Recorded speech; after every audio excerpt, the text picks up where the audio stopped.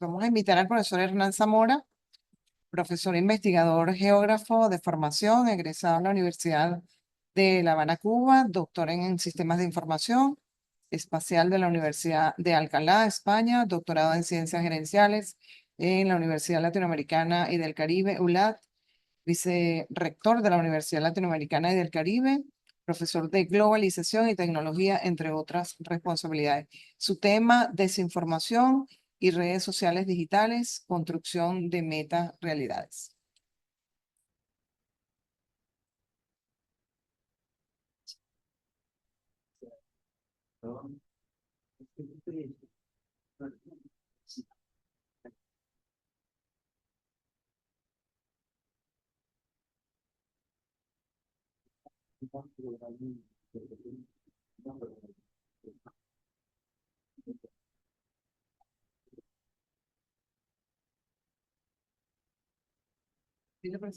Desinformación. Un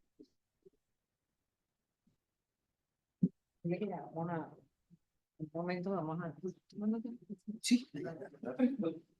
Bueno, muy buenos días para todos y todas. Yo voy a aprovechar esta conversa para montarme en el carro del compañero Carpio, porque efectivamente los sistemas de información, los sistemas de las organizaciones son sumamente vulnerables y nosotros como personas, como ciudadanos, ciudadanas, como usuarios y usuarias, somos un sistema. Y como sistema también somos profundamente vulnerables. Obviamente yo los sistemas informáticos pues los puedo hacer mucho más resistentes utilizando software libre, que además fue una de las grandes campañas que el comandante Chávez insistió, y nos dan, y nos dan, y nos dan. Pero bueno, en el caso de nosotros como sistema, los principales esquemas de ataque son a partir de la desinformación. ¿Y por qué de la desinformación? Ah, caramba, me acabo de desinformar yo. Se puso como muy rápido. ¿Por qué desde la desinformación? Nosotros somos todos y todas grandes consumidores de tiempo en el ciberespacio. Se estima que consumimos entre 4 y 6 horas diarias de nuestro valioso tiempo en revisar redes sociales digitales. E insistimos en el nombre de digitales porque nosotros acá en este espacio y ustedes allá, en cada uno de los ámbitos donde están, son una red social. Pero las redes sociales digitales lo que hacen es que se mueven en el ciberespacio. ¿Qué circula? ¿Qué consumimos a través de las redes? Básicamente intentamos consumir información. Información que nos llega desde espacios que asumimos como válidos. ¿Y quiénes conforman estos espacios? Pues nuestras comunidades discursivas, es decir, nuestros grupos de interés, nuestras comunidades de interés, las personas con las que interactuamos, entonces el grupo de la familia, el grupo de los amigos del liceo, el grupo de los compañeros de trabajo, el grupo de la Radio del Sur, y los grupos, y los grupos, y los grupos que se construyen y forman nuestras comunidades. No todas las personas que incluso conforman esos grupos son personas que no son cercanas, sino que, como se supone hay un interés común, sobre ese espacio nos encontramos. Y es ahí donde nosotros abrimos el espacio para la desinformación. ¿Y por qué? Si se estima que el 63% de la población mundial, somos 4.000 y pico millones de habitantes, es decir, estamos hablando de 3.000, casi 3.000 millones de habitantes consumen redes sociales digitales y que ese 55% de la población que consume redes digitales está entre los 18 y los 35 años, estamos hablando de una población profundamente gregaria y que se ha encontrado en esos nuevos espacios, porque si bien es cierto que la geografía estudia el espacio terreno, el espacio físico, también hoy en día la geografía empieza a estudiar esos nuevos espacios, porque son espacios donde nos encontramos como sociedad, como seres humanos, y empezamos a interrelacionar, y empezamos a asumir que ese metaespacio, que ese ciberespacio, es válido, es real, es tangible, y me reconozco en él. Si me reconozco en él, por lo tanto, en él interactúo, y lo que de él me digan, yo lo debo aceptar. Es decir, cada vez que le damos like, subimos fotos en ese ejercicio, a veces un tanto narcisista, de tomar 2 fotos cambiando nuestro rostro, es decir, ando obstinado porque el metro se retrasó o porque el café está frío, y cuando me voy a tomar la foto coloco una sonrisa oreja a oreja. Es decir, estoy construyendo y comunicando información que dista de ser real en el mundo tangible, en ese mundo donde nos movemos, y se convierte en información real en el ciberespacio. Por supuesto, si son las redes sociales, las digitales, Twitter, Instagram, Facebook, Telegram, porque ahora los sistemas de mensajería instantánea se han convertido en redes digitales también. Se han convertido en espacios de mercado, como hablaba Camilo. Fíjense, estamos hablando de un negocio que mueve alrededor de 120.000 millones de dólares al año. O sea, 2 o 3 centavos. 120.000 millones de dólares al año se mueve el mundo de estas redes. Porque además, estas redes, estas plataformas, se han convertido en medios de comunicación en sí. Ellas ya no son un espacio para que yo intercambie información. Son un espacio para que se decida qué se puede informar. ¿Qué te debo decir? Porque a medida que yo doy información sobre mí, me convierto en un objeto de la desinformación. ¿Por qué? Bueno, porque todos estos algoritmos que hemos hablado y que se ha escuchado muchísimo, que además hoy en día son más eficientes porque la capacidad de procesamiento de los equipos es cada vez mayor. Para que tengamos una idea, el chat GPT o chat GPT, para que se oiga en forma, consume a la semana toda la energía que Haití consume en un año. O sea, toda la electricidad que consume un país como Haití la consume en una semana los servidores y todos los sistemas que utiliza ChatGPT. Por supuesto, si me gano 120.000 millones de dólares al año, bien vale la inversión. Entonces, ¿qué hacemos nosotros? Cada vez que nos movemos más y más en ese mundo del ciberespacio, aupamos relaciones de poder porque las redes digitales se han convertido en mecanismos de control social. ¿Y por qué mecanismo de control social? Porque de lo que me digan que hay ahí, yo acepto. Es decir, cada vez que damos un like, que es información estructurada, cada vez que le damos like, cada vez que damos me gusta, cada vez que le damos guardar, estamos dando información que me permite que me ubiquen en una comunidad discursiva, en una comunidad de interés. Digamos, si mi interés es la geografía, me ubican en comunidades de la geografía y me empiezan a enviar información sobre temas de geografía. Sobre todo, me empiezan a enviar objetos para el consumo en el área de la geografía. Ahora bien, ¿por qué estas redes además son tan eficientes en el mundo de la desinformación? Acuérdense que la información es toda esa información que se crea a partir de medias verdades que dicen, por ejemplo, que el cielo se está cayendo porque me cayó una gota de agua. Y aparte, efectivamente, cayó una gota de agua, cayó un aguacero, pero eso no quiere decir que el cielo se cayó.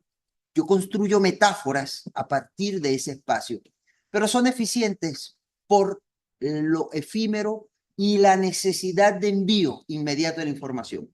Hay estudios que dicen que el tiempo que se utiliza para procesar la información en Internet es 27 segundos antes de darle scroll, es decir, otra cosa. En ese tiempo yo no soy capaz de procesar, interpretar, evaluar y razonar la información que estoy revisando. 27 segundos de scroll, sobre todo además en un momento de mucha agitación, como por ejemplo el que estuvimos sumidos el 28, el 29 y el 30. Todos estos días que estuvimos sumidos en una vorágine de información era veo y envío, veo y envío. Va a salir María Corina y empiezo a enviar cosas. El gobierno dijo y empiezo a enviar cosas. No reviso que el gobierno está diciendo vamos a organizarnos, vamos a esperar, vamos a ir al TCJ. No. El gobierno dijo porque el dictador, y empiezo yo a enviar, empiezo a enviar y empiezo a mis comunidades discursivas llenarlas de emociones, de sensaciones, de elementos que desde el punto de vista de la psicología social son elementos que ayudan a generar eso que se llama, digamos, grandes niveles de ansiedad. Y por supuesto, si yo a esto le sumo que toda la información que no procesé, que tuvo 27 segundos y scroll, está cargada de miedo, de rabia, obviamente eso es lo que yo voy a ir consumiendo. Volvemos nuevamente, entre 4 y 6 horas al día se consume en promedio de Internet.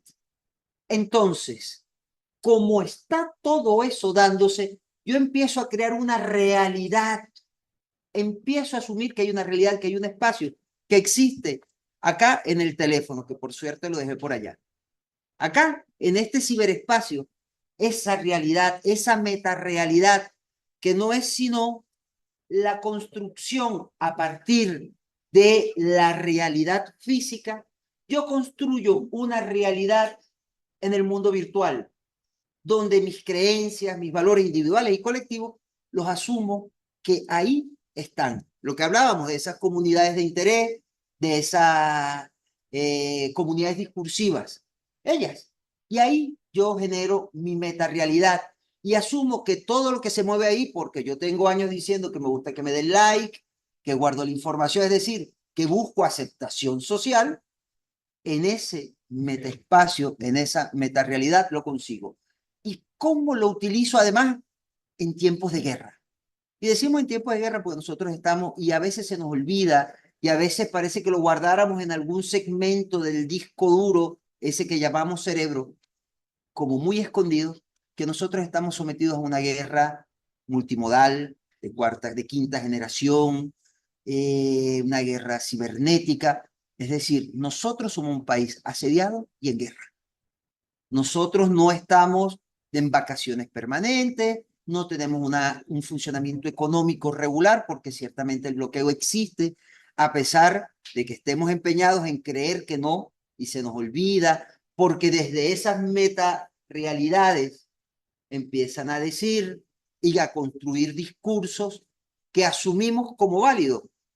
Tanto es así que en ese mundo de la metarealidad se ha construido imaginarios como que te estás portando como chavista, porque portarse como chavista significa portarse de alguna manera que además yo no termino de entender, debe ser porque soy chavista.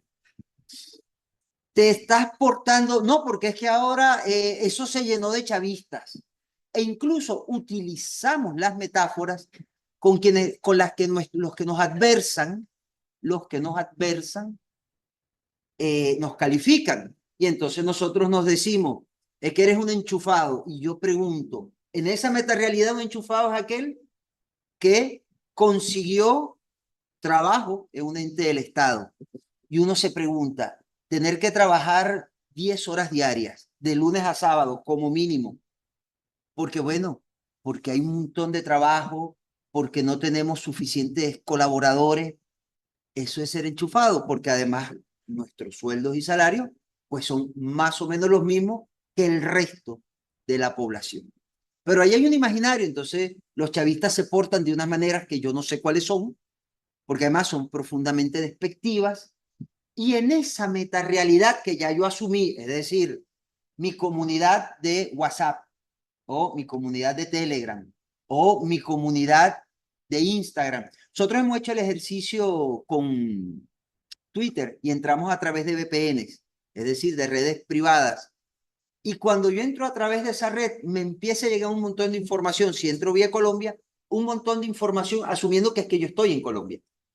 Pero además, como asume que yo estoy viendo cosas de Venezuela, empieza a enviarme información que desde Colombia se genera, y desde otros espacios, obviamente, se genera hacia Venezuela.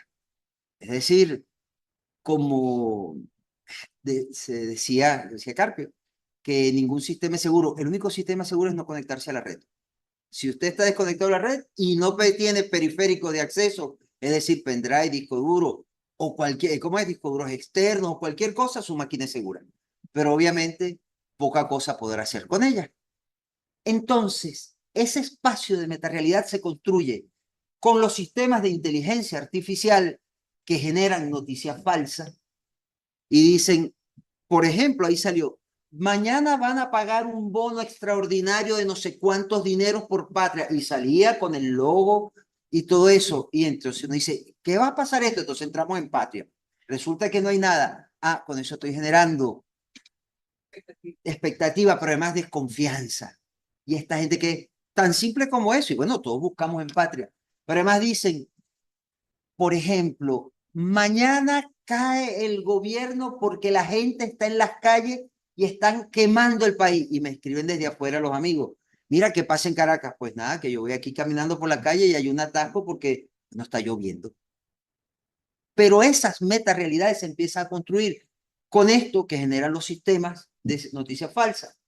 Lo otro es que como nosotros, y decíamos anteriormente, y ya se ha señalado, tenemos una empecinada necesidad de contarnos en las redes que me tomé un café con leche, que tengo un perrito poodle y siempre lo tengo en mi foto, y así sucesivamente toda nuestra vida empiezan a segmentarnos y todos y cada uno de nosotros somos un objeto del mercado. Somos un objeto del mercado. Por ejemplo, yo sigo en una de las redes, en Instagram sigo temas de comida porque me gusta cocinar. Y de repente yo empiezo a recibir mucha información sobre cocina, compre, compre, compre, y de repente me llega en Venezuela, no hay comida. ¡A caramba! Y así sucesivamente. Hay otra red que nosotros seguimos, que es, por ejemplo, la de la Radio del Sur o la de Desenredando, y a esas redes que tienen digamos, un perfil mucho más cercano al gobierno, no nos llega nada, pero tampoco nos replican en los otros espacios. Es decir, porque en ese ejercicio de segmentación con nuestros datos de microsegmentación, nosotros decimos qué consumo, qué me vas a dar y qué no me vas a dar. ¿Qué te voy a dar a consumir y qué no te voy a dar a consumir? Las redes, las tecnologías, siempre se han dicho que son neutras y la gente se extraña. No que las tecnologías son neutras, no, las tecnologías no son neutras. Las tecnologías responden al interés del gran capital, ese que mueve 120.000 millones de dólares al año. Y por supuesto, en esa metarealidad que asumo que es la realidad, entonces hay todo un proceso de manipulación, de percepciones y opiniones. Eso lo vimos y lo hemos estado viviendo a partir de las elecciones del 28 de julio, donde no ha habido manera en ese espacio de esa metarealidad que entonces ya yo traslado a la realidad real. No hay manera de que uno pueda argumentar con quien tiene una visión contraria porque dice que yo lo que estoy diciendo es mentira. Porque, como se decía antes, si salió en la televisión es verdad. Resulta que el nivel de asunción de esa metarealidad como la realidad real, es decir, que asumo que esa es, hace que yo no tenga espacio para el diálogo, espacio incluso para la racionalización, para pensar un instante, ¿y esto que me están diciendo qué es? Caracas está en guerra, hay un estado de guerra en Caracas, el país arde por los cuatro costados, y pues salimos a la puerta del edificio y digo, ¿y será que es que yo estoy en la metarealidad? ¿Estoy en otro mundo y no en mi ciudad? Porque además todo esto está orientado definitivamente a impactar a la opinión pública. La opinión pública que ha sido profundamente desinformada y que vive en esa metarealidad donde nos pasamos entre 4 y 6 horas al día, empiezo a consumir las posiciones que me dicen debo consumir. De hecho, ha sido tanto la carga que hay compañeros y compañeras que dudan y se quedan mirando y dicen, ¿será que lo que dice esta gente es verdad? porque la carga ha sido bestial, ha sido una carga abrumadora y no hay quien empiece a decir, pero es que fíjate lo que dicen, y es que las redes dicen en esa realidad que asumo es real, entonces pasa. Y todo eso se está haciendo como un ejercicio de guerra. Así, esas son las nuevas municiones. Esa es la nueva artillería, que además es una artillería contra el pensamiento. Por eso la necesidad de nuestra defensa desde nuestra artillería del pensamiento. Ciertamente, este mundo de construcción de realidades, de espacios virtuales, ¿cómo lo vamos a combatir? Como no me puedo instalar software libre en la cabeza, lo que me queda es pensar de manera libre, hacer el ejercicio, el alto, y revisar quiénes son quienes me envían la información. No usar 27 segundos, usar 32. A lo mejor en 32 segundos yo logro, bueno, pero ¿qué es esto que estoy enviando? O, pero espérate, esta foto yo no la he visto, o esto no es aquí. O sea, ya no son 27. Y en lugar de darle 27, de usar 32, 35 segundos y scroll, déjame ver si esta información que yo estoy recibiendo vale la pena que la difunda. Es eso que se habla del ejercicio responsable de las redes sociales digitales. Ese ejercicio responsable, ese ejercicio donde yo me detengo y reflexiono sobre qué estoy enviando. Porque además tengo que verificar, por ejemplo, ¿cuáles son mis fuentes de verificación? Me llega una noticia. Mira, está ardiendo Fuerte Tiuna y están saliendo los tanques ya contra Miraflores porque el presidente Maduro ha sido derrotado. Caramba, y yo lo primero que hago es que llamo, por ejemplo, a Gustavo Rivero, que vive en Fuerte Tiuna, y le digo, Gustavo, ¿qué está pasando allá? Me dice, mira, aquí lo que hay en el mejor de los casos es una fiesta, la gente celebrando que las elecciones pasaron en paz. Déjame revisar otro portal y me voy, no sé, al portal de cualquiera de las radios públicas, Radio del Sur, Radio Nacional de Venezuela. Espérate, y aquí no dice nada. Déjame ver algún portal internacional, porque bueno, a lo mejor es que aquí no quieren decir nada. Y me voy, por ejemplo, a RT o a otro. Y empiezo a buscar y resulta que los espacios que yo utilizo para informarme no dicen nada. Si yo digo, si además de que llamé y los espacios de información que utilizo no dicen nada, pues esto como que es cuento. Porque además en esa metarealidad en la que estamos montados en el mundo del ciberespacio, asumimos, no, eso es que el chavismo tiene bloqueado y no permite. Logramos capear el vendaval de los ciberataques durante las elecciones del 28J. Sin embargo, no son pocos los portales del Estado que han sido bloqueados, que han tenido ataques de diversos tipos, como se señalaba en la conversación anterior. Y ahí está la gente. Creo que el compañero ministro decía que había que darle un aplauso a toda esa gente que ha estado, esos compañeros y compañeras que han estado en primera fila, guapeando y evitando, porque realmente es un trabajito bien delicado, bien agotador, de mucha atención. Tenemos que ser usuarios críticos de lo que dicen las redes.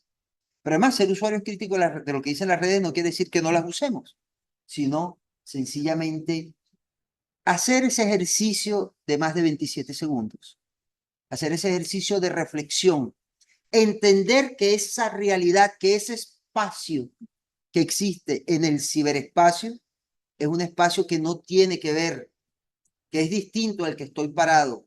Es decir, yo puedo vivir en las redes, yo puedo vivir en las nebulosas, pero cuando voy caminando por la calle, voy a golpearme contra una piedra que es real, que es material y que es tangible. Creo que eso hablaba un señor alemán por allá, por el 1800, ¿cuánto, Camilo? Por el 1840 había un señor alemán que hablaba de esas cosas. Lo cierto es que la única manera de nosotros proteger nuestro sistema de esa sobresaturación de información es hacer uso responsable. Y hacer el uso responsable implica bajar de 4 horas a 30 minutos. Está bien, no puedo vivir sin las redes, sobre todo, y volvemos a insistir, el segmento de población que está entre los 18 y los 35. Deja un rato. Muchachos, apague ese televisor y anda al patio a jugar. Bueno, suelta el teléfono y anda un rato a jugar. Vamos a mirarnos a los ojos. Cuando nos sentemos en la mesa, ese ejercicio de vamos a comer, que cada quien deje el teléfono al lado e interactuamos como la red social que somos. Porque esto que pareciera casi poético son de los pocos mecanismos reales que tenemos de protección de ese sistema que somos nosotros, sobresaturado de desinformación. Y decimos nosotros esto porque además esta presentación, que fue hecha con inteligencia artificial, es decir, estamos utilizando las herramientas, no decimos que no se usen, pero lo que el sistema me arrojó, tuve que pensarlo, interpretarlo y ver si lo que estaba diciendo era lo que yo quería decir. De hecho, pasó una cosa muy simpática. Cuando hablaba, fíjense, cuando revisamos las redes y revisamos el ciberespacio, se dice que Venezuela, qué barbaridad, va a censurar, va a perseguir el uso de las redes porque se creó la Comisión de Ciberseguridad. Los ingleses están diciendo que van a meter preso a todo aquel que se le ocurra usar las redes, incluyendo a los extranjeros. Pero es que estos sistemas de inteligencia artificial me decían, entre otras cosas, que los mecanismos de protección implica por las regulaciones de parte del Estado. Es decir, que lo malo es cuando lo hago yo. Es así como el libre mercado. El libre mercado existe siempre y cuando sea yo el único que lo controle. Muchas gracias.